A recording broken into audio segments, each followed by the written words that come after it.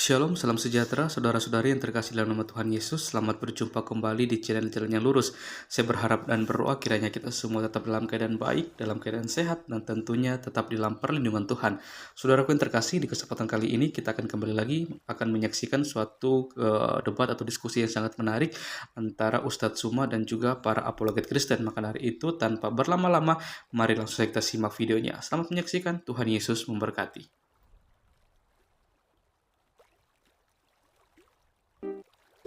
Mengenai asal-usul Al-Quran.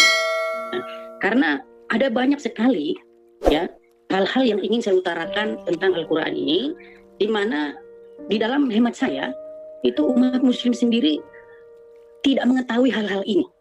Nah, rahasia-rahasia apa nanti yang akan saya ungkapkan di sini, yaitu tentang asal muasal Al-Quran yang selama ini itu tidak diketahui oleh umat muslim, tetapi itu adalah suatu hal yang sudah diketahui oleh para scholars ya, yang sudah diketahui oleh para pengkaji Al-Quran, terutama di Barat, ya, dan juga sebenarnya di dunia Islam sendiri. Tapi hanya saja hal-hal ini memang konsumsi para akademisi, ya, bukan konsumsi orang-orang awam. Nah, hal-hal apa saja itu nanti yang akan saya utarakan, karena ini baru opening statement ya, jadi nggak usah langsung saya utarakan. Adalah hal-hal yang tentu saja akan mengguncang iman, ya. Jadi katakan begitu. Kenapa mengguncang iman? Karena saya melihat begitu banyak teman-teman saya, saudara muslim itu, ini bahasa saya, itu bisa dikatakan menjunjung tinggi Al-Quran. Bahkan kalau saya harus melebih-lebihkan, dikatakan siap mati begitu demi Al-Quran, karena cintanya terhadap Al-Quran. Nah, yang ingin saya utarakan adalah, saya akan ini pemanasan sedikit saja. Salah satu yang saya tulis di dalam buku saya, yaitu mengenai asal-usul Al-Quran, ada satu kata begitu. Bukan hanya satu kata, sebenarnya ada banyak sekali kata. Ya, itu Arthur Jeffrey dalam bukunya The Foreign Vocabulary of Quran, ya, mengatakan bahwa ada 200 lebih, ya, sekitar 270 kurang lebih kosakata asing di dalam Al-Quran. Dan salah satu kata yang, karena dari sekian banyak kata saya akan pilih saja yang sudah sangat familiar, ya. Misalnya kata rokim di dalam Al-Quran, yang dimana saya rasa Zulkifli pun tidak akan bisa menjelaskan dengan betul-betul tepat apa arti dari rokim itu. Kalau kita membaca tafsir-tafsir ulama, kita akan menemukan banyak sekali tafsir mengenai arti dari rokim ini. Ada yang bilang itu batu bertulis, ada yang bilang itu nama lembah, ada yang bilang itu nama anjing, ada yang tidak ada kesepakatan, ya, tentang arti dari rokim di dalam Al-Kahfi ayat 9 atau 8 itu. Nah, adanya fenomena semacam ini, adanya kata-kata yang ini kalau di dalam hemat saya itu memiliki arti yang absurd, ya, arti yang tidak jelas, yang dimana para mufasir menebak-nebak artinya. Ini membuat para peneliti Al-Quran berpikir tentang apa sebenarnya bahasa Al-Quran ini.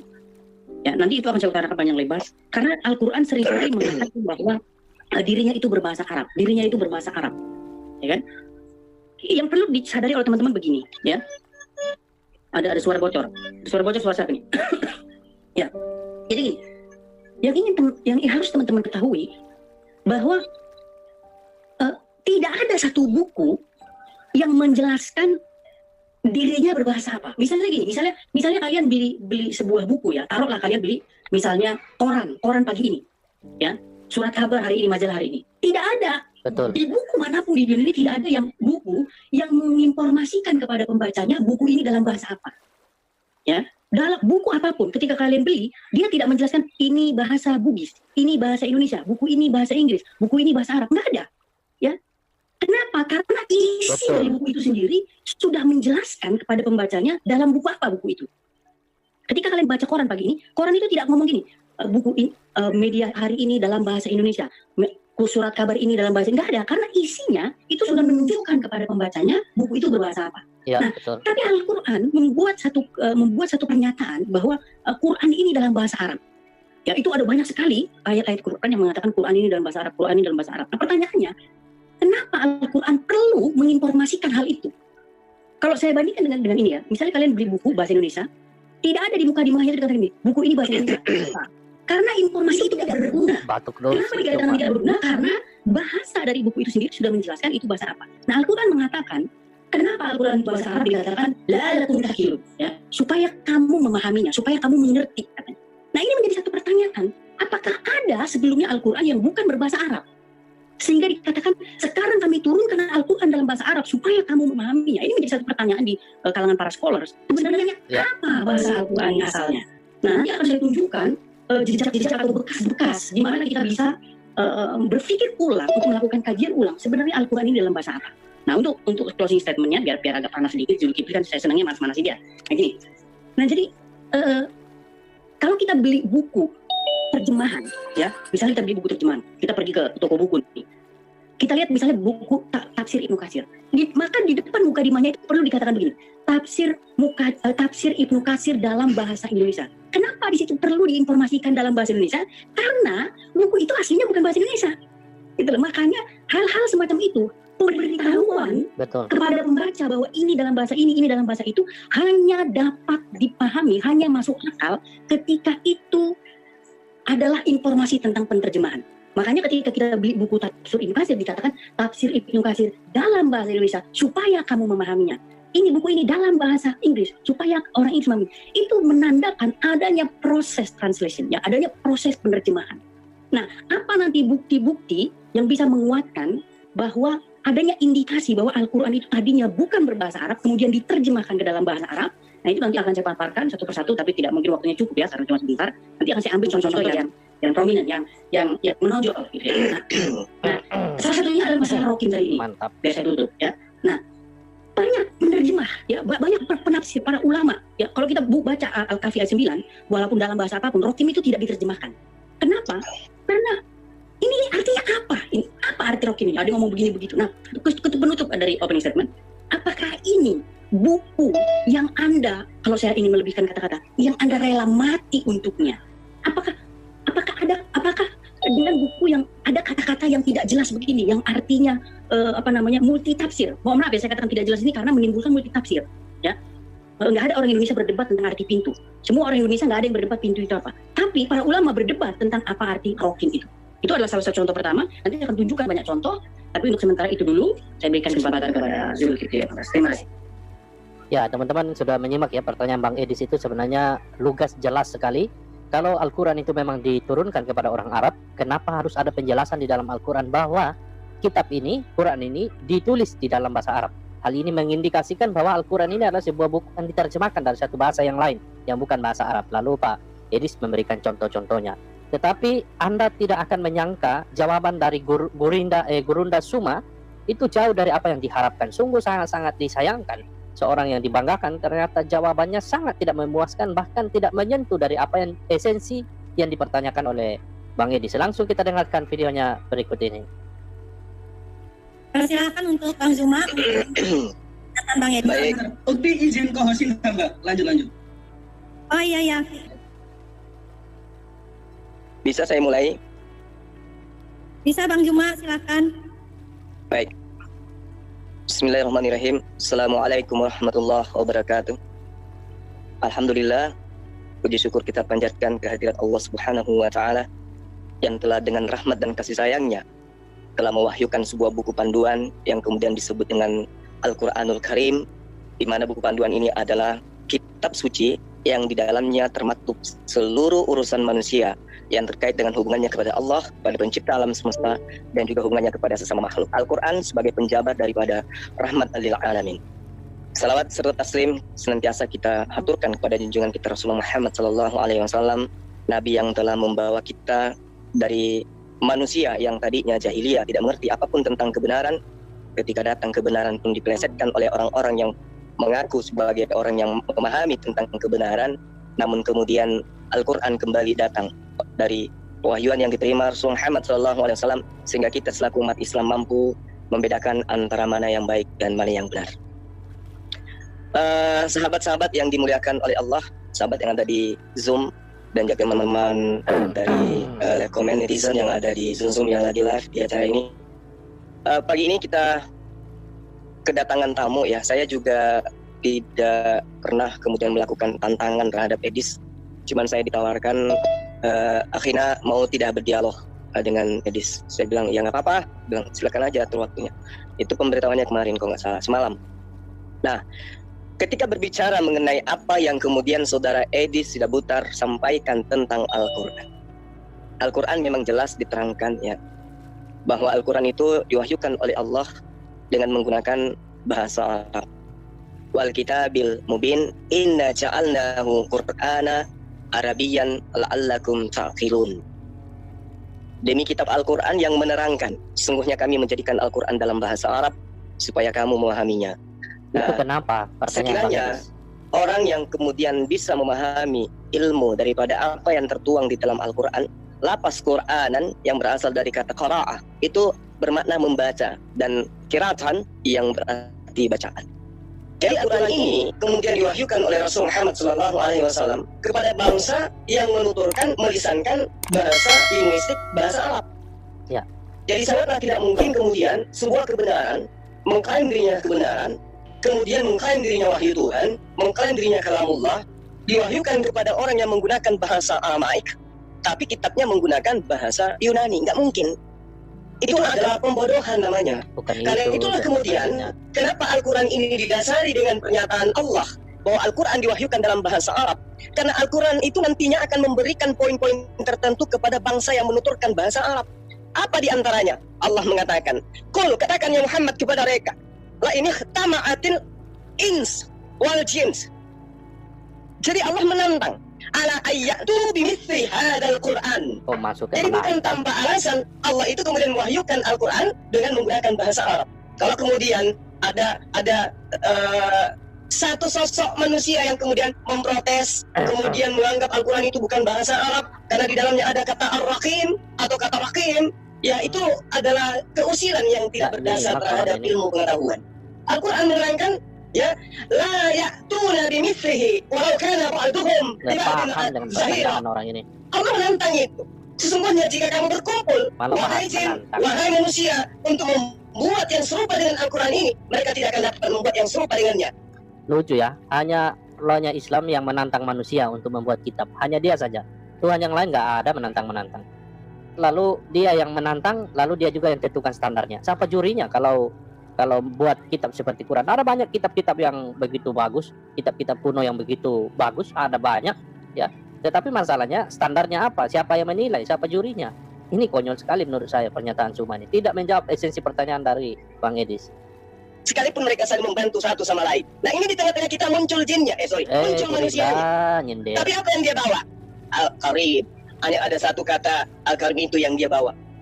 Dia tidak mampu, Al-Raqim maksud saya, dia tidak mampu kemudian membawa satu kitab yang bisa menyamai Itu Al-Quran. pertanyaannya, woi. Artinya tantangan Allah belum terjawab.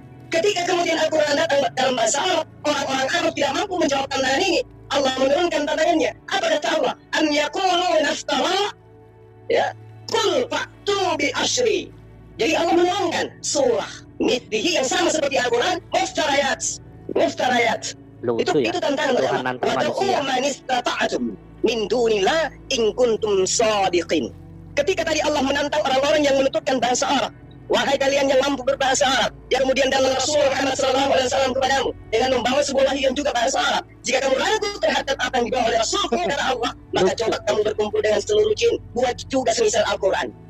Gak bisa ada yang membawa itu, gak bisa ada yang membuktikan tantangan itu. Allah kemudian menurunkan tantangannya, level tantangannya. Jika kamu tidak mampu satu kitab, kata Allah, Tuhan kau nantang maka manusia. buktikan bahwa dia Rasul Muhammad SAW yang membuat Al-Quran ini. Katakan, Lucu. sampaikan kepada mereka, datangkanlah 10 surah semisal dengan Al-Quran yang dibuat-buat oleh mereka. Ajaklah di antara mereka supaya kamu Ini bisa membuktikan kalau manusia yang buat tantangan wajar lah. benar dari Rasul Muhammad SAW, bukan dari pencipta alam semesta. Masuk akal kalau Tantangan ini manusia diberikan bikin kepada siapa? tantangan. Kepada orang yang berbahasa Arab. Kalau tantangan itu diberikan kepada orang yang bermutu bahasa Jerman, bahasa Inggris, bahasa Bugis, bahasa Masuk kasar, yang tantangan. lucu, Bukan itu pertanyaan Kipli. tapi ini Allah tantang pada siapa? Orang yang menuturkan bahasa Arab. Dari tadi bahas tantangan. Itu pertanyaan Bang Edis. Kalau benar Al-Quran itu diturunkan kepada bangsa Arab, kenapa harus ada penegasan secara khusus dalam Al-Quran bahwa kitab ini ditulis di dalam bahasa Arab? Itu pertanyaannya. Anda kok bahas ke tantang betenteng. Aneh sekali Tuhan menantang manusia. Mampu mereka? Tidak. Allah kemudian melalui Rasulnya menurunkan tantangannya. Apa kata Allah? Am yaqulu naftara qul fa'tu bi surah mithlihi wa da'u man istata'tum. Bagi mereka yang hebat sudah nih kalau pakai bahasa Arab di sini. Katakan kepada mereka, ya Muhammad, kalau mereka tadinya tidak mampu menantang apa yang engkau bawa berupa satu kitab yang menjadi landasan pembatalan Quran sebagai kalam Allah, dan kemudian aku turunkan 10 surah dari apa yang aku tantangkan, dan mereka juga tidak mampu, maka cukup satu surah. Suruh mereka buat semisal Al-Quran. Buatlah sebuah surah yang semisal surah Al-Quran, dan ajarlah siapa saja di antara kamu yang mampu membuat selain daripada Allah. Kalau saya dengar tantangan ini ya teman-teman ya, ini lebih tepatnya manusia yang bikin tantangan seperti ini, ya kan? Untuk meyakinkan pendengarnya ya dia bikin tantangan seperti ini. Ini logisnya sepertinya seperti itu. Kamu orang-orang yang benar muncul di tengah kita, bukan satu ayat yang dia bawa satu kata Ar-Rahim yang dia bawa, padahal namanya satu surah, satu Al-Quran. Dan sangat-sangat disayangkan kita Jawaban tidak cuma bisa jauh dari api dari menyalahkan sepenuhnya saudara kita di sini. yang penting buat suara besar lah. Dia tidak mampu menunjukkan kelalaian, kesalahan, ya, kekhilafan di dalam Al-Quran, sehingga dia hanya menantang Ngomong apa yang besar pakai bahasa Arab di dalam udah jago Al-Quran. tuh. Wal kitabil mubin inna ja'alnahu Qur'ana Arabiyyan. Hanya itu yang dia bisa bawa, sehingga dia mengatakan Ar-Rahim itu bukan bahasa Arab. Dia lupa bahwa di dalam perspektif penutur bahasa manusia itu adalah merupakan asal usul sebuah bahasa, itu adalah landasan bunyi dari yang disuarakan oleh kaum-kaum terdahulu sehingga membentuk sebuah bahasa. Bahasa Arab kita tahu itu adalah bahasa teman-teman, yang berasal dari bahasa keturunan Abraham, ya, bahasa Abrahamaik, ada Aramaik, ada Ibrani dan seterusnya. Dan bahasa Arab juga berasal dari bahasa-bahasa yang ada di kaum sekeliling daripada bangsa Arab itu sendiri. Jadi kemudian kalau ada satu ketika kita menemukan ada bahasa yang berkesesuaian dengan bahasa di luar daripada bahasa Quran, ya maklum aja. Kenapa? Justru itulah yang Allah tantang. Orang-orang yang sudah menggunakan kata rakim, Allah gunakan kata itu lagi, supaya orang-orang itu mampu kemudian menciptakan sebuah surah. Itu artinya apa, kata Bang Idris? Ketika mengambil contoh itu, rokim itu artinya apa? Itu nggak ada maknanya, dan ada banyak istilah yang digunakan di dalam Al-Quran nggak ada maknanya. Itu menimbulkan multitafsir. Kenapa bisa begitu? Itu yang kau jawab Suma. Dari tadi Anda sudah melebar kemana-mana tapi nggak menjawab esensi pertanyaan. Yang bisa menandingi Quran, tapi rupa-rupanya tidak ada yang mampu. Sampai hari ini nggak ada yang mampu. Jangankan membuat Ya nggak ada yang mampu karena dia yang bikin standar. Menjadikan Al-Quran kehilangan original teksnya saja nggak mampu dunia ini. Sekuat apapun sebuah negara, ya siapapun bisa bikin tantangan lah. Ya setinggi apapun tahta manusia di atas muka bumi ini, sebenci apapun dia terhadap Islam, siapapun bisa bikin tantangan. Mereka tidak berdaya Nanti yang tentukan juga nilainya, ya dia dari sendiri. lembaran yang kemudian kita anggap sebagai sebuah kitab. Misalnya Amerika, sebuah negara yang taruhlah misalnya benci terhadap Islam, mereka minta ke Arab Saudi masukkan Al-Quran ke dalam negaraku, saya minta 3 kontainer, tetapi dengan syaratnya cukup terjemah saja. Jangan ada bahasa Arabnya. Tak ada kekuatan yang seperti itu. Untuk membentuk itu, melisankan itu saja mereka nggak mampu. Jangankan melisannya, membuat sebuah surah saja kepada yang punya kompetensi menerjemahkan Al-Quran versi bahasa Indonesia tanpa menggunakan original itu tidak ada. Bisa jadi ketika mereka melakukan pertemuan muktamar, ayo kita minta kepada Saudi Arabia untuk menerbitkan Quran, tapi versi bahasa Yunani misalnya, boleh jadi mereka jatuh palu pada saat itu. Tapi ketika mereka mengirim surat atau lagi nelpon, mulut mereka kaku untuk mengatakan itu. Tinta pulpen mereka seketika habis untuk menuliskan itu. Tak mampu sampai kepada penerbit Quran pesanan mereka. Sehingga apa yang diterangkan dalam Al-Quran, kami yang mewahyukan, kami juga yang menjaganya. Itulah Quran. Subhanallah. Kalau kemudian hari ini sahabat kita Edis Debutar membawa kata Ar-Rahim atau kata Rahim yang kita bisa pahami kemudian sebagai terjemah batu tertulis atau batu yang ada di dalam surah mana tadi ya katakan itu penggambaran jelas bahwa kemudian ketika kata ini masuk ke dalam Al-Quran itu sudah masuk kategori bahasa Arab. Karena kenapa? Raqim itu dalam pemahaman umat Islam dan bahasa linguistik Arab itu memang berasal dari bahasa Arab. Itu intinya. Artinya? Kalau kemudian dikatakan oh tidak, ada penutur bahasa lain yang lebih dulu mengatakan itu hanya secara buku tulang, kebetulan saja. Demikian sementara ya, mudah-mudahan apa yang saya jabarkan ini karena sifatnya ini adalah edukasi terhadap diri saya sendiri. Mengedukasi Kipli, nggak mengedukasi. Demikian sementara, silakan. Nggak ada edukasinya. Penjelasan dari Bang Zuma. Sebelum Edis menjawab, Dis, itu surah berapa, Dis? Al-Kahfi 8 atau 9 coba cek aja. Itu aja nggak dihafal. Lanjut. Oke baik. Ya, terima kasih atas waktu yang diberikan kepada saya. Terima kasih juga kepada Zulkifli Abbas. Juara saja. Tolong dimute yang tadi. Outfit kau kece kali, Dis. Ya, gini dulu. Lagi. Nah, ya jadi ini saya ingin mencoba menjadi ustaz kalian semua di sini ya. Nah, jadi begini ya, teman-temanku semua, teman-teman semua ini. Dari apa yang panjang lebar diutarakan oleh Zulkifli Abbas, Gordian pertanyaan saya pencuri adalah mata. makna dari paroki itu Nah, itu dia. sama sekali tidak terjawab. Betul, Dia hanya mengatakan itu adalah bahasa yang sudah diarabkan. Tapi apa artinya? betul. Apa definisinya? Saya minta definisi arti. Nggak dijawab. Ini kan buku yang Anda rela mati untuknya, yang Anda sendiri tidak tahu artinya. Bagaimana mungkin Anda punya buku yang Anda klaim jelas, bahkan dikatakan lisanun Arabiyyan mubin, bahasa Arab yang jelas, tapi Anda tidak tahu artinya. Ya, adapun banyaknya tafsir, ada yang bilang itu batu bertulis, ada yang bilang itu nama lembah, ada yang bilang itu nama anjing, ada yang bilang itu bla bla, banyak sekali tafsir. Itu mengindikasikan bahwa tidak ada yang sepakat atau tidak ada yang tahu persis apa arti dari rokin itu. Kalau Anda bilang itu sudah menjadi bahasa Arab, apa akar katanya? Ya, root wordnya apa? Ya, itu harus Anda jelaskan kalau memang itu bahasa Arab. Ya, sama seperti kita orang Indonesia. Ya, ketika kita menemukan di dalam satu buku ada tulisan di situ tungkriung, kita baca buku bahasa Indonesia, terus kita temukan kata tungkriung. Apa itu tungkriung? Ini bukan bahasa Indonesia. Ya, Tungkriung. ini satu beban bagi Anda Zulkifli Abbas sebagai seorang pemimpin untuk menjelaskan kepada umat Anda apa sebenarnya arti dari rokin itu. Tadi kan sudah saya bilang itu satu dari sekian banyak. Saya tidak bilang hanya satu-satunya, ada banyak sekali. Ya. Tungkriung. Nah, jadi teman-teman saya sudah menulis sebuah buku, ya, di sini. Jadi sebelum saya baca buku saya, ada Zulkifli Abbas tadi mengatakan tantangan untuk membuat satu surat semisal Al-Quran. Menurut saya, ini dalam pendapat saya, ini bersifat subjektif. Betul. Tantangan ini bersifat Sangat absurd. subjektif. Kenapa? Absurd. Karena kriteria apa yang Iya. digunakan untuk mengatakan bahwa ini lebih baik atau ini Betul. sama setara Siapa yang dengan bentuk Sama kriteria itu? seperti misalnya gini, saya adalah seorang koki, ya, kemudian saya buat satu makanan untuk diri saya sendiri, iya. misalnya saya bikin telur dadar begitu, saya tantang seluruh dunia, ya, coba seluruh dunia berkumpul, bahkan ditolong oleh setan, oleh jin, oleh siapa sekalipun, untuk membuat nasi goreng yang lebih enak dari nasi goreng saya. Karena tidak jelas kriterianya apa, karena tidak jelas siapa yang menentukan ini lebih baik atau lebih buruk dari masakan yang saya buat, makanan hal itu tidak akan pernah dimenangkan oleh siapapun. Karena jurinya saya. Ya, kalian berkumpul untuk membuat makanan yang lebih enak, ya, telur dadar yang saya buat ini tidak akan ada karena jurinya saya yang menentukan. Sama seperti kalian, kalau kalian bilang buatlah satu surat semisal ini, siapa jurinya? Kalau kalian jurinya, tidak akan ada yang bisa menang karena kalian jurinya. Sama seperti saya, kalau saya buat makanan semacam itu, tidak ada kalian yang bisa menang karena saya yang ngerasain, saya yang nentuin. Ya kan, ini yang saya bilang tantangan yang sifatnya subjektif. Dan saya tidak perlu terlalu menanggapi itu. Nah, sebenarnya Betul. saya ingin katakan ya, saya baca buku saya di sini, ya, saya ini yang kalian biar ini yang muslim saya bagikan gratis ya pada muslim ya, yang Kristen juga kalau mau juga boleh, tapi saya fokuskan kepada muslim gratis pada kalian, sama ongkirnya semua gratis. Nah, coba saya bacakan saja, saya tutup dulu video saya bacakannya. Jadi gini, kalau kita baca di dalam Az-Zumar ayat 28 dikatakan Quran dalam bahasa Arab, ya, Fussilat ya, ayat 3 dikatakan kitab yang dijelaskan ayat-ayatnya, yakni bacaan dalam bahasa Arab, ya. Kemudian Asy-Syu'ara ayat 195, bahasa Arab yang jelas.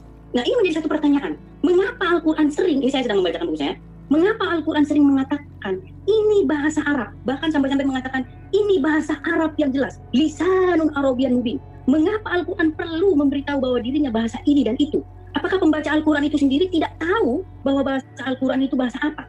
Jika pembaca Al-Qur'an itu tahu bahwa Al-Qur'an itu bahasa Arab, untuk apa lagi Al-Qur'an memberitahu bahwa Al-Qur'an berbahasa Arab? Sebenarnya jawabannya ada di dalam Al-Qur'an sendiri, dikatakan la'alakum taqilun, ya. Nah, atau apakah sebelumnya, yang menjadi pertanyaan sekarang gini, apakah sebelumnya ada Al-Qur'an yang bukan berbahasa Arab sehingga perlu diberitahu bahwa sekarang ada Al-Qur'an dalam bahasa Arab? Atau apakah ada orang yang mencurigai Jelas ada. bahwa Al-Qur'an itu bukanlah bahasa Arab yang lurus, bukanlah bahasa Arab yang benar? Itu Al-Fatihah Dan atau ada yang berbahasa mengatakan Syria. bahwa Al-Quran itu bahasa Arab yang tidak jelas? Atau lebih parahnya, apakah ada orang yang mengatakan bahwa sesungguhnya Al-Quran itu bukan bahasa Arab? Ya, karena sebenarnya ini perlu kita tahu bahwa Al-Quran itu pada dasarnya itu gundul, ya, huruf tanpa harokat. Ya, nah pertanyaannya sekarang adalah, jika ada bahasa Arab yang jelas, lalu seperti apa bahasa Arab yang jelas, yang tidak jelas? Karena Al-Quran mengatakan lisanun Arabiyyan mubin, bahasa Arab yang jelas. Kalau dikatakan bahasa Arab yang jelas, maka pertanyaannya sekarang, bahasa Arab yang tidak jelas seperti apa? Ya kan? Nah, ini sebenarnya ayat ini merujuk kepada surat An-Nahl ayat 103 yang teman-teman juga sudah pada tahu, dikatakan di sana bahwa ada orang-orang, ya mungkin kalau bisa moderator menampilkan ayatnya. Jadi ada orang-orang yang menuduh bahwa Muhammad mempelajari Al-Quran itu dari orang ajam. Nah, Al-Quran membantah tuduhan itu dengan mengatakan bagaimana mungkin dia mempelajari dari orang ajam sedangkan dia berbahasa ajam, sedangkan Quran ini bahasa Arab yang jelas. Nah, seperti apa bahasa Arab yang tidak jelas tersebut? Menurut saya, bahasa Arab yang tidak jelas tersebut adalah bahasa Arab yang tidak fasih, atau bahasa Arab yang tidak jelas maknanya, atau bahasa Arab dengan gaya asing karena berasal dari orang ajam. Ya, bahasa Arab yang dituturkan oleh orang asing. Saya kasih contoh gini, kalau ada orang bule tinggal di Indonesia, baru taruh 3 bulan, 6 bulan, dia bisa bahasa Indonesia, tapi bahasa Indonesia gaya belepotan. Ya, nah pertanyaannya, apakah bahasa Arab di dalam Al-Quran itu tidak jelas atau seperti tuduhan orang tidak fasih? Nah, itu tuduhannya. Nah, untuk menjawab tuduhan itu, ya saya buka lagi kopan saya. Jadi gini teman-teman semua. Tadi Zulkifli, saya buka lagi open game aja biar lebih enak ya. Tadi Zulkifli mengatakan bahwa Quran itu artinya adalah bacaan. Apakah benar kata Zulkifli? Jadi teman-teman, untuk nama kitab saja, untuk nama kitab itu ulama berdebat. Ya, kita harus jujur di sini, nggak boleh bohong. Zulkifli juga saya harap jujur, Anda jujur. Ya, di dalam buku saya katakan, ya. Jadi kita harus jujur mengakui bahwa ada banyak sekali tafsir Al-Quran. Ya, sebut saja ya, saya sebutkan buku tafsir dalam Quran ya. Ada Muqatil bin Sulaiman ya, buku tafsir tertua ya. Ada Tabari, Ibnu Katsir, Al-Misbah dan lain sebagainya. Jadi kalau kita hitung, saya kasih perkiraan saya, itu ada sekitar 40 buku tafsir Al-Quran. Nah, kalau kita mentadaburi ya satu persatu buku tafsir itu, ya teman-teman, sebenarnya saya sudah 9 tahun ya mengkaji Quran ini, kita dapat menemukan ada banyak sekali penafsiran terhadap tiap-tiap paragraf dalam Al-Quran. Bahkan parahnya, ya, sering ditemukan adanya sebuah kosakata yang mufasir sendiri berbeda pendapat mengenai makna dari kata. Jadi makna dari sebuah kata loh, ya. Nah, saya kasih contoh untuk nama kitab. Kata Al-Quran saja, ya, kita dapat menemukan ada banyak sekali tafsir mengenai apa sebenarnya arti dari kata tersebut. Ya, ada yang berpendapat bahwa Quran itu tidak memiliki akar kata. Ya, ada yang berpendapat bahwa Quran itu berasal dari kata al-qara yang artinya mengumpulkan. Ada juga yang berpendapat dari kata qiraat, kata Zulkifli tadi, yang artinya bacaan. Ya, ada yang mengatakan bahwa Quran itu tanpa hamzah, ya. Ada juga yang mengatakan Quran itu dengan hamzah. Ya, pokoknya untuk nama kata saja itu berdebat. Ya, untuk nama kitab, ya bayangkan ini nama kitab loh. Apa definisi dari Quran? Akar katanya apa? Itu ada banyak sekali. Nah, yang perlu kalian pertimbangkan, saya ingin memberi tahu kalian satu informasi begini ya. Dahulu, sebelum adanya Islam, sebelum ada agama Islam, ya bahkan sampai detik ini kalau kalian ini, itu orang-orang Kristen dari Syria Aram, ya dari Aram, itu menyebut teks-teks keagamaan mereka dengan kata Keryana. Perhatikan ini, sampai detik ini, ya kalau kalian pergi ke Kristen Syria, ya di bahasa Aram sana, kalian akan menemukan dalam liturgi mereka, buku-buku mereka itu disebut dengan Keryana. Nah, ini menjadi satu pemikiran ulang. Apakah jangan-jangan kata Al-Quran ini merupakan derivasi? Ya kalau teman-teman tidak tahu derivasi itu perubahan gitu, perubahan fonem dari kata-kata. Merupakan derivasi dari kata Keryana, ya, yang merupakan yang artinya itu teks-teks liturgis keagamaan.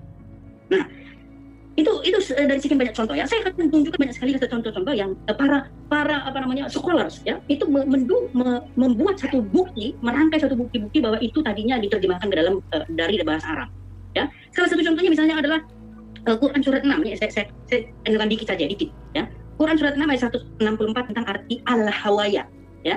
Di dalam di sini dikatakan al-hawaya itu adalah lemak yang menutup perut ya. Padahal kalau kita cari akar kata dari al-hawaya, ini nggak ketemu, ini apa al-hawaya ini?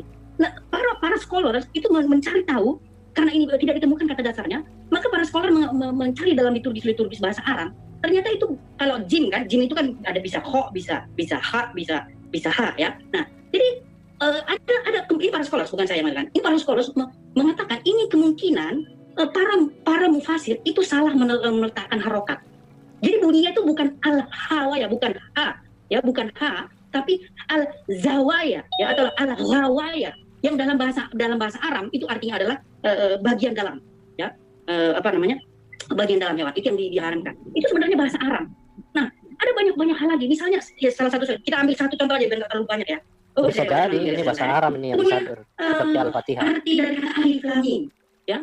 Kalau kita tanya ini sama Zulkifli Abbas termasuk, pasti dia tidak tahu artinya apa, karena dia mengatakan itu hanya huruf-huruf dan lain sebagainya. Tapi kalau kita membaca, misalnya salah satu bukunya di kamar sebelah, buku yang ditulis oleh Gabriel Souma, ya, yang berjudul Mistranslated, ya, Misleading dan Miswriting of Quran, yang bahasa Indonesia itu salah translate salah baca dan salah tulis dalam Al-Quran, ya buku itu bagus sekali. Dia mengatakan misalnya, ya banyak sekali contoh-contohnya. Saya ambil satu contoh aja misalnya ini dari alif lam mim ini ya. Kalau kita baca ini dalam bahasa Arab, ternyata arti dari alif lam mim itu artinya adalah silent, ya, atau hening, ya, dari bahasa Arab yang artinya alem itu artinya hening. Contoh misalnya gini, sampai sekarang kalau kalian pergi kepada Kristen Syria, sebelum melakukan peribadahan, mereka itu mengatakan alim itu artinya heninglah, diamlah. Nah, baru mereka bisa melakukan peribadatan. Nah, kalau kita baca menurut scholar dari Muslim, alif lam mim ini banyak sekali artinya. Ada yang ngomong itu hanya Allah yang tahu, ya, hanya Allah yang mengetahui takwilnya dan lain sebagainya. Tapi sebenarnya di dalam Al-Quran sendiri ada satu statement, ya, dikatakan jika kamu ragu-ragu terhadap apa yang kami wahyukan kepada, maka tanyakanlah orang yang membaca kitab sebelummu. Nah, yang jadi pertanyaan sekarang, apakah Zulkifli 15 pernah bertanya kepada saya? Biar saya jelaskan. Loh, kan ada perintah Quran untuk menanyakan, tanyalah orang-orang yang membaca kitab sebelum. Nah, makanya kalau kita membaca dari liturgi Aram, ini sebenarnya ada artinya. Tapi kalau kita membaca dari Muslim sendiri, dikatakan alif lam mim ini apa? Ya, kita temukan sendiri banyak sekali tafsirnya. Ada banyak sekali kata-kata, ya. Ada banyak sekali. Pokoknya ini saya utarakan nggak sempat waktunya. Tapi nanti saya akan senang membahas kata yang sudah familiar saja. Misalnya yaitu tentang arti dari Al-Kautsar. Bukan. Dari arti apa? Ya, Al-Kautsar juga termasuk, ya. Al-Kautsar itu kalau dalam menurut Muslim itu dikatakan air sungai, ya, dan lain sebagainya. Tapi nanti kalau kita baca itu menurut teks-teks Aram, itu artinya beda. Itu jadi sesuai dengan konteks kalau kita bahas dari bacaan-bacaan Aram. Nah, ada satu buku yang sangat bagus, ya, yang ditulis oleh Christoph Rosenberg yang berjudul The Syrio-Arabic Reading of Quran, bacaan Al-Quran menurut teks Syria. Itu kata-katanya menjadi lebih masuk akal di dalam saya ketika saya membaca Al-Quran. Karena kalau saya membaca Al-Quran menurut terjemahan dari teman-teman Muslim, saya hanya menemukan banyak sekali tanda kurung, kata-kata tambahan, ya, yang ditambahkan ke dalam situ yang sebenarnya sendiri tidak ada untuk membuat kalimat itu seperti menjadi lebih masuk akal. Ya, kalau dibuat tanda kurungnya semua, saya ini gimana ini? Seperti kekurangan kata-kata gitu kalau nggak ada tanda kurungnya. Nah, makanya menjadi penasaran bagi para scholars, ya, dari Barat tentu saja, yang mencari sebenarnya asal. Bang Edi, maaf, saya masih lama nggak? Soalnya ini udah terlalu lama. Iya, masa 2 jam. Ya, silakan Bang Juma. Iya. Jadi ya geli-geli juga sih lihat orang yang buta menerangkan kepada orang yang melek. Ini kalau kita lihat dari cara Edis menjelaskan, malah semakin menguatkan imannya umat Islam. 1400 tahun silam Al-Quran telah menjelaskan kepada kita umat Islam. Wadda katsirum min ahlil kitabi law yaruddunakum min ba'di imanikum kuffara. Itu sangat jelas itu. Hasadan min indi anfusihim min ba'di ma tabayyana lahumul haqqa. Fa'fu wasfahu hatta ya'tiyallahu bi amri. Innallaha ala kulli syai'in qadir. Banyak di antara ahli kitab menginginkan sekiranya mereka dapat mengembalikan kamu setelah kamu beriman, lalu menjadi kafir kembali karena rasa dengki dalam diri mereka setelah mereka datang, setelah kebenaran jelas bagi mereka. Maka maafkanlah dan berlapang dadalah sampai Allah memberikan perintahnya. Sungguh Allah Maha Kuasa atas segala sesuatu. Edis Sidabutar mencoba untuk mengkritisi Quran, tapi baca huruf hijaiyah nggak bisa. Ini celaka ini. Ya, mengaku ingin apa itu tema yang dia pilih? Yang ingin membongkar katanya.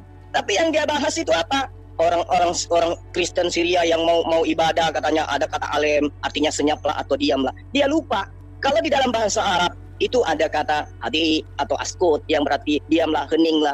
Bukan larinya ke alif lam. Jadi dia hanya cocok-cocokan untuk menggambarkan nubuatan yang ada di dalam Al-Quran. Wadda katsirum min ahlil kitabi law yaruddunakum min ba'di imanikum kuffara. Dia mau kita meninggalkan Quran lalu menuju kepada buku Yunani yang penuh dengan ajaran paganisme, menyembah kepada manusia. Kalau kemudian ada dari dia katakan Al-Quran itu Rasulullah Muhammad SAW belajar dari orang yang menutup bahasa apa dia bilang tadi itu ajam, ya, itu tidak ada bukti. Dan kalaupun ada pembuktiannya, bukti apa yang dia bisa sodorkan? Hanya klaim dan tuduhan saja. Nah, Al-Quran itu 30 juz, ayatnya sangat terinci. Ayatnya itu bukan cuma 100, bukan cuma 200, ayatnya itu banyak. Dan Rasulullah Muhammad SAW mengajarkan akidah. Itu tidak pernah melakukan penelitian atau pembahasan kata per kata di dalam wahyu yang dia sampaikan dalam pendekatan linguistik atau dalam pendekatan sejarah kitab-kitab terdahulu. Tidak ada itu. literasi mana, ya kurikulum mana di dalam disiplin ilmu Islam yang kemudian membahas tentang kodifikasi Quran, di mana poin-poinnya adalah menjelaskan tentang bagaimana Rasulullah Muhammad SAW mengambil satu ayat di dalam Al-Quran untuk kemudian terangkan bahwa itu berasal dari bahasa lain daripada Al-Quran itu sendiri. Kita memahami bahwa Al-Quran secara ilmu kebahasaan berakar kata dari kata qara yaqra'u Quranan, yang artinya bacaan atau yang dibaca. Kalau hari ini kemudian Edi Sidabutar, saudara kita dari Kristen yang nampak ke-Islam-Islaman, itu sudah nyata itu. Tujuannya adalah untuk menyesatkan, membawa umat Islam ya yang taat kepada perintah Allah untuk ingkar terhadap Islam itu sendiri. Secara general, Al-Quran didefinisikan sebagai sebuah kitab yang berisi himpunan kalamullah. Jadi ketika tadi ada penafsiran tentang kata Quran, ya wajar. Al-Quran itu memang kaya dengan ilmu. Satu kata bisa bermakna sampai 80 makna di dalamnya. Berbeda dengan bahasa Indonesia. Contoh misalnya, bahasa Indonesia, apel. Hanya memiliki 2 makna apel itu. Bisa upacara, bisa buah. Lainnya nggak ada. Nah, ini kemudian yang tidak dipahami oleh orang-orang yang tidak bisa membaca Quran. Ya, jadi Al-Quran itu ketika memberikan tantangan, bukan berarti sebelum Al-Quran ada sebuah kitab yang menggunakan bahasa Arab. Tidak. Ketika Al-Quran menerangkan dirinya bahwa dia adalah sebuah kitab yang kemudian diberikan kepada Rasulullah Muhammad SAW di tengah-tengah orang Arab, poin yang ingin dia sampaikan adalah memberikan pengetahuan kepada orang Arab bahwa yang datang kepada kalian itu sangat jelas. Kitabum fussilat ayatuhu Qur'anan Arabiyyan liqaumi ya'lamun. Itu ada datanya. Jadi tidak bisa kemudian dipenggal. Apa kalimat terakhir yang disampaikan oleh Allah melalui Quran ini? Li kepada qaumi, orang-orang atau kaum atau bangsa ya'lamun, yang mengetahui. Sekarang pertanyaannya adalah, ketika Al-Quran itu diterangkan kitabum fussilat ayatu ya Qur'anan Arabiyya, kitab yang di dalamnya terdapat ayat-ayat yang dijelaskan, yang mana di dalamnya bacaannya dalam bahasa Arab, itu ternyata diperuntukkan untuk kaum yang mengetahui. Sekarang pertanyaannya, apakah Edi Sidabutar ini termasuk dalam golongan orang kaum yang mengetahui? Ini dulu yang harus kita jelaskan, minta penjelasan. Apakah betul Edis ini tahu tentang Quran, atau hanya mengambil kata per kata, kemudian dia cocok-cologikan, kemudian dia habiskan waktu untuk menulis, untuk buang-buang waktu, sementara membaca Quran aja nggak bisa. Sementara yang diterangkan kemudian dalam Al-Quran ini, kitabum fussilat ayatuhu Qur'anan Arabiyyan, poinnya di sini adalah liqaumi ya'lamun. Jadi Quran itu hanya diperuntukkan kepada kaum yang mengetahui. Al-Quran tidak diperuntukkan kepada orang yang tidak mengetahui. Lalu bagaimana kemudian cara untuk mengetahui Al-Quran itu? Ya belajar. Lalu poin apa yang kemudian harus dilakukan untuk belajar? Poin-poinnya lakukan seperti umat Islam. Wa minal laili fatahajjad bihi nafilatallah asa ayyab'atsaka rabbuka maqaman mahmuda. Apakah ini dilakukan oleh Edis? Tidak. Jadi umat Islam itu jelas, ya. Jelas Al-Quran itu ketika dikatakan oleh Allah kepada Rasul Muhammad SAW, inna sanulqi alaika qawlan thaqila. Sesungguhnya kami akan menurunkan perkataan yang berat kepadamu. Apa perkataan berat itu? Itu tadi poin-poinnya. Tidak semudah yang diharapkan bahwa mempretelin Quran itu cukup dengan mengambil satu kata. Kata apa yang diambil? Ar-Raqim. Untuk apa? Untuk melunturkan imannya umat. Oh, nggak bisa.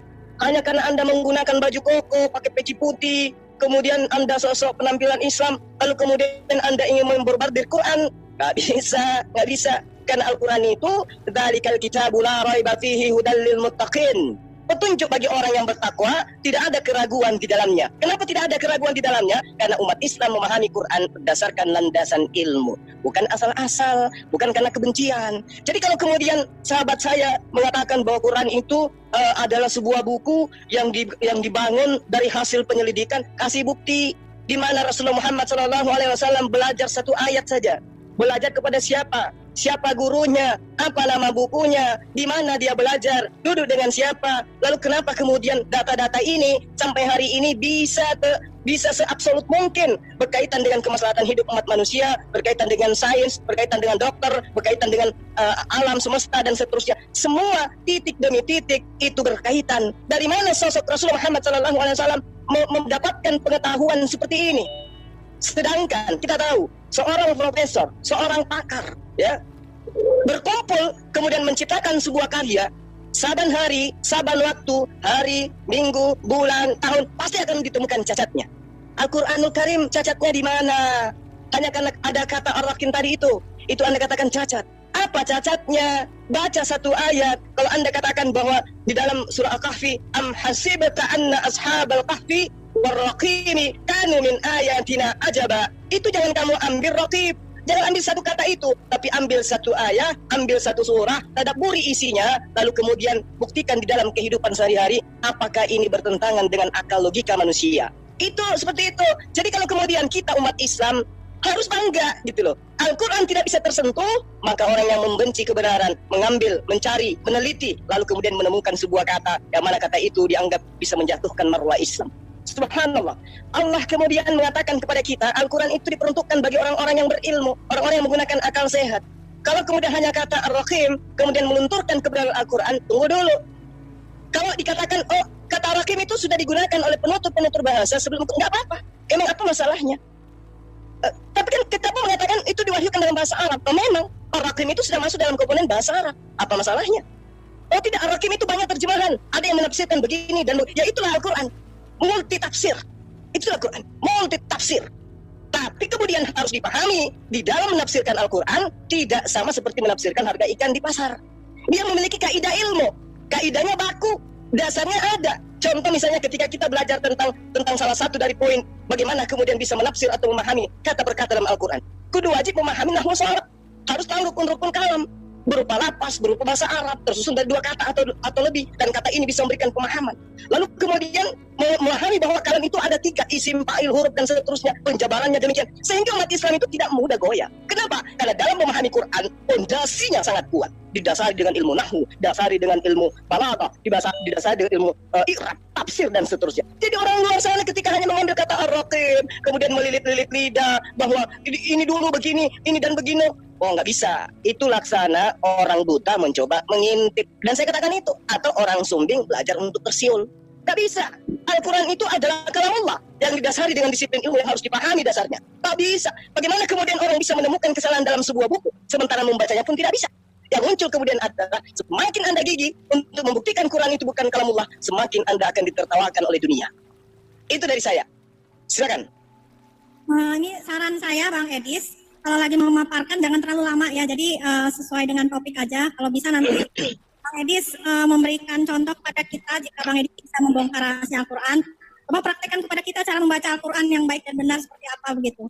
Ya dipersilakan Bang Edis. Baik, lanjutkan dulu, saya lanjutkan dulu. Habis ini nanti kita langsung sesi itu ya, sesi. Kalau bisa nanti ada sesi debat, tapi debat yang tetap berteratur, nggak saling serobot-serobotan. Jadi gini, saya tanggapi dulu klaim-klaim dari Zulkifli tadi ya.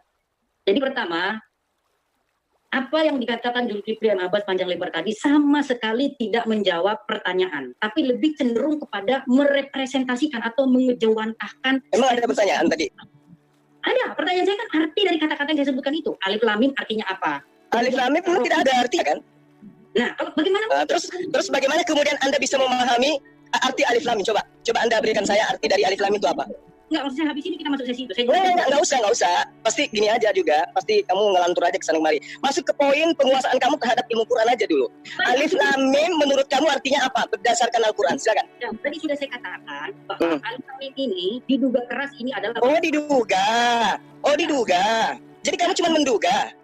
Maksud saya habis ini kita masuk sesi situ. Nggak. Saya pengen tahu. Saya tinggalkan Quran kalau kamu mampu menunjukkan arti yang sesungguhnya alif lam mim berdasarkan qiraatul Quran. Silakan. Justru pertanyaan saya itu apa arti alif lam mim? Apa? Apa arti alif lam mim? Saya kan sudah bilang dia tidak beri makna. Dia nggak diberi arti. Sekarang kemudian kamu mengatakan ada artinya.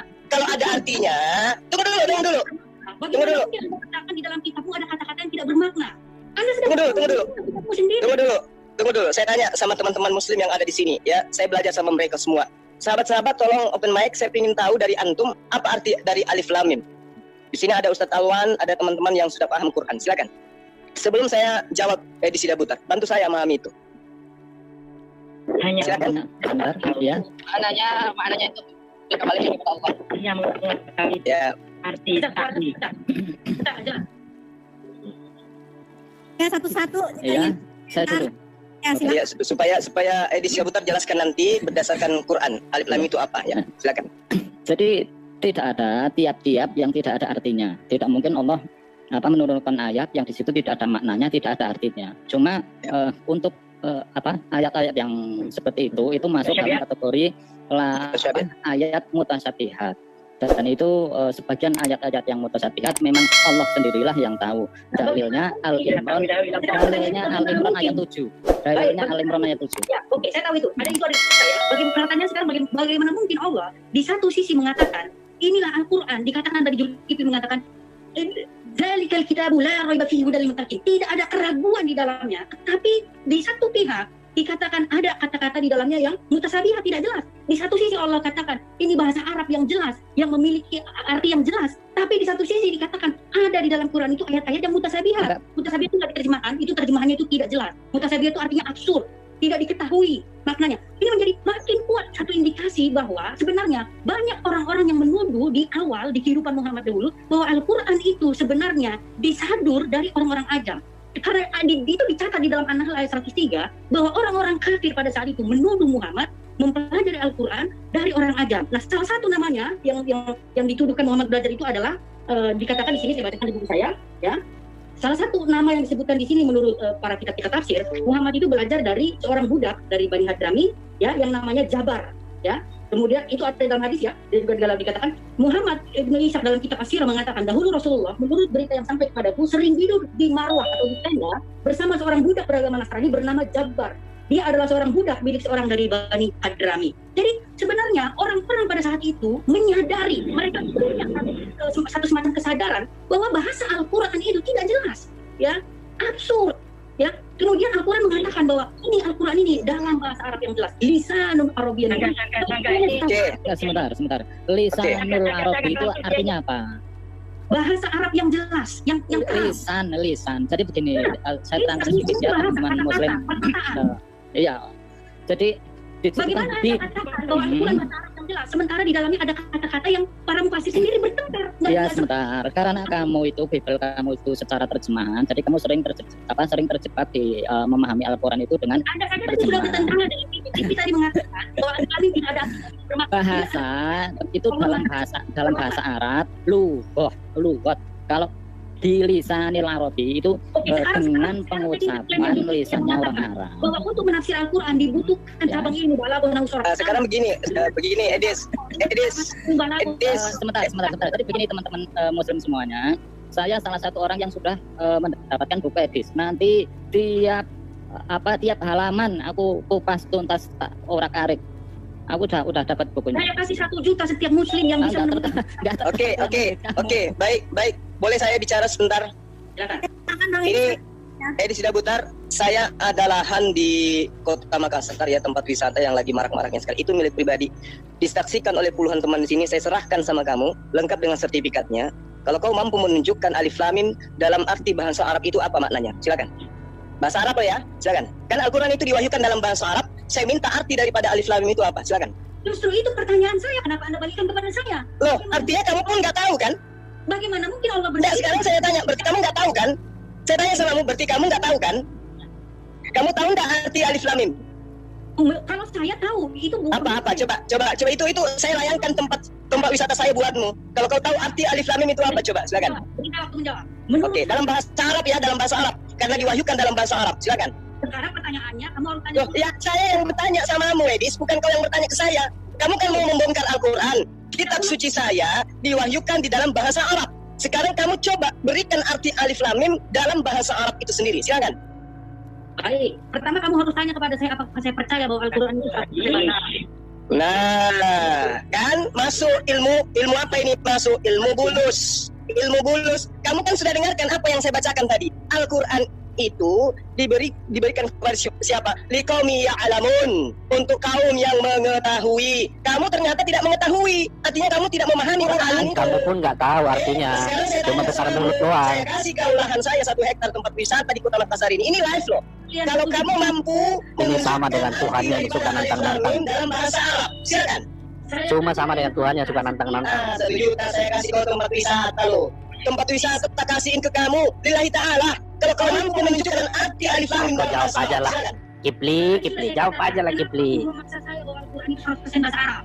Nah, sekarang Sikap kamu tunjukkan kepada saya. Sekarang kalau saya tanya sama kamu, apakah huruf A itu bahasa Indonesia? Ya. Sekarang saya tanya sama kamu, apakah bahasa Indonesia huruf A huruf B, Ngelantur ini. Pertanyaan ngelantur. Itu bukan huruf dari Latin. Nah, itu dia makanya aku bilang alif lam mim itu adalah abjad dari bahasa Quran ini sendiri. Itu nggak sepadan dengan tadi yang kau tanyakan. Kenapa? Artinya alif lam mim itu milik orang. Di dalam Al-Quran ada data-data Sama dengan ABC bahasa Latin. Dengan pernyataan ayat-ayat muhkamat. Ada mutasyabihat.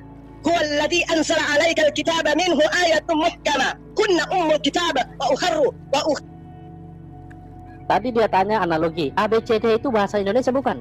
Itu bahasa Latin kata Bang Edis. Ah, itu sama dengan alif lam mim itu bahasa Arab. Lah, itu koplak benar. Itu nggak sepadan dengan apa yang dia contohkan tadi. Alif lam mim itu artinya sama dengan bahasa Latin. Itu bahasa dari luar, bahasa yang bukan bahasa Arab. Makanya nggak ada artinya. Itu seharusnya sepadan dengan pertanyaanmu tadi, ABCD itu bahasa Latin atau bukan? Kipli di sini aja logika Anda udah jongkok, tapi kok bisa-bisanya dipercaya sebagai gurinda? Ukharu. Itu sudah jelas itu. Ukharu mutasyabihat.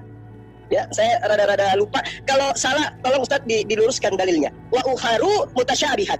Nah, ini sangat jelas bahwa umat Islam itu diberi pengetahuan bahwa ada ayat-ayat yang maknanya kemudian kandungannya jelas dan ada hanya Tuhan yang tahu semuanya. Kalau hanya Tuhan yang tahu, ngapain diturunin? Diwahyukan alif lam mim ini. Ngapain diwahyukan kalau hanya Tuhan yang tahu? Apa gunanya? Contoh misalnya, bagaimana umat Islam memahami daripada bahasa Quran. Umat Islam diajarkan seperti apa yang saya terangkan tadi. Bagaimana kemudian umat Islam tahu tentang kalam. Ternyata di antara dari penjabaran itu kemudian muncul apa yang disebut dengan huruf-huruf yang kemudian diberikan tanda-tanda oleh Allah di dalam penjabaran Al-Quran itu sendiri. Nah, ini menjadi sebuah fenomena fakta yang ada bahwa di dalam mengkaji Quran Allah memberikan tentang sebuah struktur bahasa yang kemudian disebut dengan ilmu kalam, disebut dengan ilmu nahwu sharaf, di mana di dalamnya ada isim, di mana isim itu ada tanwin, ada huruf yang diawali oleh alif lam dan seterusnya. Artinya bahwa ketika Allah menerangkan ada ayat-ayat mutasyabihat, itu berbukti bahwa alif lam itu berguna kemudian untuk membuka tabir rahasia yang ada di dalam Al-Quran. Sekarang pertanyaan saya, jika kamu ingin membongkar Al-Quran, coba terangkan kepada saya arti alif lam. Itu pertanyaan Bang Edis tuh, Kopla. Kipli, kau jawab itu, Kipli, itu pertanyaannya. Banyak yang protes sama saya, katanya suara saya dikecilin, terus suara itu dibesarin. Ini menurut saya Emang bisa gitu di zoom? Ngomong seperti itu, di komen banyak ngomong gitu. Suara saya Emang bisa di zoom, ada yang dikecilin, ada yang dibesarin, emang bisa kayak gitu? Ada aja tau ini. Bisa. Oke, jadi kita fokus di alif lam mim dia, jangan lebar. Iya, kau jawab lah itu. Oke. Kau jawab lah itu, Kipli. Jangan ceramah. Saya untuk mempercayai bahwa Al-Quran itu bahasa Arab. Nah, terus kemudian ketika Anda kemudian tidak memahami Quran, Anda di luar daripada Quran, mencoba mempretelin dengan ilmu apa? Baik, sekarang saya tanya sama Anda, apakah ada bahasa-bahasa ajam dalam Al-Quran? Ya coba Anda buktikan. Loh, para ulama sendiri sudah mengakui adanya bahasa-bahasa ajam di dalam Al-Quran. Dia nggak paham itu, mungkin ada bahasa Arab, mungkin ada bahasa Dia nggak paham Ibrani. itu. Kenapa banyak? Oke, sekarang bagaimana mungkin Allah katakan ini bahasa Arab yang jelas? Karena memang sudah menggunakan bahasa yang dituturkan oleh bangsa Arab itu. Kejar dia, Bang Edis. Kenapa rupanya? Kejar dia. Epet terus, jangan kasih kendor. Ya kan tadi saya sudah katakan samamu. Apa Rokim? Ya, kan Sama. tadi saya sudah katakan samamu. Rakim itu apa? Iya, samamu. Teman-teman juga sudah membuktikan saya menyebutkan arti kata rakim itu. Rumus apa yang Anda gunakan untuk mengartikan Rokim? Ilmu apa? Ini terjemahan Al-Quran kata rakim itu sudah sangat jelas di situ. Apa artinya? Para ulama, para penafsir Quran mengatakan bahwa rakim itu Pendapat mereka gimana? beda-beda pendapat mereka. Ya memang Quran itu butuh tafsir dan penafsiran itu banyak, bukan cuma satu. Terus apa yang Anda permasalahkan? Ini kitab yang jelas, tetapi kalian menafsir. Kalau sudah jelas, Anda tidak perlu. Nyatanya nggak jelas. Menurut Anda rakim itu apa? Kalau Anda baca buku saya, ini buku saya. Enggak, saya enggak butuh buku orang yang tidak ada ilmunya, hanya ngoceh. Sekarang enggak butuh buku, saya butuh mulutmu, isi otakmu itu. Coba kamu rakim itu Oh, apa? udah nyerang pribadi kalau udah kalah. Ini kualitas gurinda. Iya, untuk apa kau tunjukkan sebuah buku sementara kamu sudah berdiri di depanku lengkap dengan otak? Enggak perlu. Saya butuh orangnya langsung. Rakim itu artinya apa menurutmu dalam bahasa Arab? Ya, kalau kalian baca buku The Syrian Arabic Reading of Quran, menurut buku ini, Rokim Saya tidak butuh menurut buku itu karena kenapa? Menurut Al-Qur'anku, rakim itu jelas. Ya, Oh, artinya jelas. batu yang datang yang di dalam surah Kahfi itu ada kaitannya dengan silakan Anda Oh, berarti nggak jelas. Artinya banyak. Silakan aja. Emang apa masalahnya? Apa masalahnya dengan kaidah Islam rupanya? Ar-Rakim itu. Sekarang begini, untuk mengatakan bahwa itu batu. Apa rumusnya? Ilmu apa? Nah sekarang kalau Anda mengatakan kepada saya pertanyaan itu, yang saya tahu kata rahim itu dijelaskan di dalam Al-Quran itu adalah berdasar terhadap penafsiran para ahli tafsir, itu bermakna batu bertulis. Apa yang membuat itu menjadi batu bertulis? Rumusnya bagaimana? Sesuai konteksnya, Coba tanya kepada ahli sesuai nggak? tafsir. Loh, Sesuai dengan ayat itu keseluruhan sama nggak? Nah sekarang Ada apa maknanya yang nggak? Anda pertanyakan di situ yang salah? Ada yang salah enggak? tadi saya sudah katakan kepada Anda teori yang pertama, bahwa orang-orang yang hidup sejaman dengan Muhammad di dalam An-Nahl 103 dikatakan, An-Nahl 103 menyebutkan ayatnya, orang-orang menuduh bahwa Muhammad mempelajari Quran dari orang-orang ajam. Nah sekarang Al-Quran membantah tuduhan itu dengan mengatakan bahwa, oh tidak, karena Al-Quran bahasa Arab yang jelas. Pertanyaannya sekarang, Ada enggak di dalam Al-Quran diterangkan bahwa Al-Quran itu tidak mengambil dari bahasa lain? justru Al-Quran mengatakan Quran ini Nah sekarang ada enggak orang Arab yang mengatakan bahwa kata rakim itu bukan bahasa Arab? sekarang kalau memang itu bahasa Arab, apa artinya? Kenapa orang Arab berbeda? Mantap, terus. Dan oke, rumus apa yang digunakan menafsirkan bahwa rakim itu batu? Karena bahasa Arab batu itu bukan rakim. Bahasa Arab gunung. Itu penafsiran orang-orang yang mempelajari kemudian linguistik di dalam Al-Quran. Berarti kitabnya Kipli nggak jelas. Itu bukan hanya satu contoh saja, Kipli. Tadi kan Iya memang kenapa rupanya? kami bukan bahasa Arab. Nah sekarang saya tanya samamu kembali kepada teori yang tadi yang kamu bawa, Alif Lam Mim itu. Coba. Kepada Nabi siapa Allah pernah berfirman tidak ada maknanya? Tunjukkan. Kepada Nabi siapa Allah berfirman yang tidak? Oke, sekarang kamu kepada saya Bang Edis di apa mute. kata huruf yod? Bang Edis di mute itu. Jul, kita fokus Jul ke dalam tema. Kamu bertanya, saya tunjukkan padamu bagaimana kemudian di kitab dalam bahasa aslinya ada huruf yod itu apa maksudnya? Coba terangkan ke saya. Iya, Jul, Ya. saya berusaha untuk tidak Kipli ketawa dalam Kita kebodohan. terdahulu. Saya tanya samamu, kita terdahulu ada firman yang datang kepada Musa dengan kata yod, itu artinya apa? Jul, kalau memang Al-Quran bahasa Arab Nangis. Kipli, kau nggak menjawab itu Kipli. yang Coach hanya ceramah dari Bang tadi. Edis, maaf saya potong ya. Ini di live chat pada rame ini katanya Bang Edis kenapa pakai baju muslim gitu. Katanya nggak ada juga esensi. setiap hari pakai baju muslim. saya jawab ya. Jadi teman-teman dulu ya, sebelum saya bertobat dulu saya sempat mendalami Islam ya, makanya saya beli baju koko karena di pengajian itu dulu pakai baju koko semua ya, pakai kopiah juga. Tapi saya kecewa ya karena saya tidak mendapatkan ilmu yang saya harapkan dari situ. Akhirnya saya mempelajari Quran secara otodidak ya. Saya belajar 9 tahun, saya dalami Al-Quran ya, dari Al-Fatihah sampai Anas sudah berkali-kali saya baca. Sudah saya Mantap, tidak Bang ada Edis. satu titik, satu koma yang tidak saya kupas. Baju nggak ada agamanya Bang Edis. Makanya saya sudah mengeluarkan Baju koko itu bukan milik Islam juga. Aku ngomong kemarin. Baju koko bukan punya Islam. 13 dis, bajunya masih kamu simpan ya. Terus aku mau nanya, ini kan hari Minggu. Nanti kamu ke gereja pakai baju itu nggak? Ya pakai aja, nggak ada masalah. Soalnya Bang Edis katanya jangan Kamu senang ada protes mananya? Woi, baju koko bukan punya Islam, woi. Apakah nanti akan ke Baju gereja? koko bukan punya Islam. Koplak. nah ini Koplak benarin mereka saya ini. ingin berusaha kalian. Baju pun supaya dipersoalkan. kali ini saya berikan satu tausiah Bahasa yang ada kalian agama, pernah dapatkan baju di dalam ada hasil agama. di dalam kajian kajian. Jurus misionaris ya Edis ya. kalau Inilah misionaris untuk Belajar memecahkan boleh nimpalin sedikit. Aku sebagai ustaz, kalau baca Qurannya aja nggak jelas gitu gimana? Ya, untuk Kalau mereka kalah itu melecehkan, membuli, itulah kerjaan mereka. Boleh nimpalin sedikit. Kalau udah kalah membuli, kalau kalah membuli, itulah mereka anak-anak Dia pakai baju itu sebelah. artinya dia bangga dengan Islam. Kan itu Dia bangga diterangkan kemudian sama tadi kan, yang memahami itu hanya Allah. Terus kalau hanya Allah yang memahami, masa kau? Kalau hanya Allah yang memahami, kenapa diturunkan kepada manusia? Sekarang Kibli? begini, saya tanya satu kata dari nggak, tunggu. Saya pingin tunggu. Saya pingin tahu dari kamu ini. Di dalam kitabmu itu ada tertulis zakar kuda. Itu berasal dari kata apa? Apa hubungannya dengan pertanyaan? Ya enggak, supaya Apa hubungannya dengan tema yang Kamu itu kan diperdebatkan? intelektualnya hebat. Kibli, itu artinya Anda Di nyerah. kitabmu itu ada kata zakar kuda. Itu berasal dari artinya kata kamu apa? nyerah, Kibli. seperti anak kemarin sore, lari-lari. Nah kan, kalau ditanya sedikit tentang kitabmu nangis. Kamu Tahu tuh yang tentang meringis dari ayat-ayat yang tadi. ada di dalam Al-Quran. Suaranya dibesar-besarin, histeris. Kau mau membongkar katanya Al-Quran, tapi saya kasih kau tempat wisata, ya lengkap dengan sertifikat. Ada yang mirip dengan Tuhannya nih ya, bukan Bahasa nantang-nantang. yang digunakan Al-Quran, kamu nggak bisa. Di situ Gimana ada tuh? beliau sudah saya kasih buku gratis. Nggak ada cerita-cerita kayak Kibli, koplak lo, Kibli. Saya nggak butuh bukumu, saya butuh isi kepalamu. Yang saya butuh isi Oh, berarti kamu nggak ada isi Dan kepala. satu-satunya kristolog muslim yang tidak kau kirimkan bukumu itu saya. Kenapa kamu malu? Karena kamu nggak kirim alamat. Semua kau kirimkan. Karena Saya kau nggak ada kirim kirimkan. alamat, Kibli. Kalau kau kirim alamat, dikirimin. Selamat pagi. Kibli. Waalaikumsalam. Kipli, Jadi kita lihat berapa lama belajar Al-Quran ini? Oke, saudaraku yang diberkati dan dikasihi oleh Tuhan kita Yesus Kristus, kita bersama-sama telah melihat serta menyaksikan bagaimana keberlangsungan satu diskusi atau debat yang sangat menarik dan juga sangat seru untuk kita simak, yang dimana lagi-lagi Ustadz Suma ini kepanasan dibuat Bang Erben sama Raja Debat. Karena apa? Karena setiap data dan argumentasi yang dibawakan oleh Ustadz Suma semuanya itu bisa dibantah dan dipatahkan oleh teman-teman para apologet Kristen. Dan sebaliknya, setiap data dan juga argumentasi yang dibawakan oleh teman-teman apologet Kristen itu tidak bisa dibantah dan dipatahkan kebenarannya oleh seorang Ustadz Suma. Karena memang setiap data yang mereka bawakan semua itu pasti berbeda cara mereka mentafsirkan dan cara mereka memahami dan mengerti tentang iman Kristen itu sendiri.